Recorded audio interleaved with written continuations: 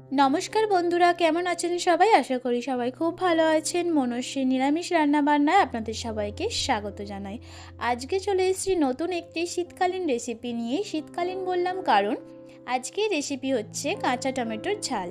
এই কাঁচা টমেটো শীতকালেই পাওয়া যায়, আর গরম ভাত আর ডালের সাথে এই কাঁচা টমেটোর ঝাল খেতে অসাধারণ লাগে। তো কীভাবে এই অসাধারণ রেসিপিটি খুব সহজে, কম উপকরণ নেই, সহজেই বাড়িতে বানিয়ে ফেলা যায় সেটাই দেখে নেওয়া যাক। এই রেসিপিটা করার জন্য আমাদের এখানে লাগছে হচ্ছে আলুটা সরু লম্বা লম্বা করে কেটে রেখেছি।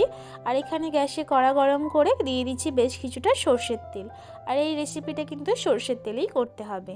তেলটা ভালোভাবে গরম হয়ে গেলে এর মধ্যে দিয়ে দিচ্ছি কেটে রাখা আলুগুলো। 2 থেকে 3 মিনিট খুব ভালোভাবে আলুটা নাড়াচাড়া করে ভেজে নিতে হবে। তো 2-3 মিনিট পর আলুটা ভালোভাবে ভাজা হয়ে গেছে। এবার তেল ঝরিয়ে একটা বাটির মধ্যে তুলে রাখছি।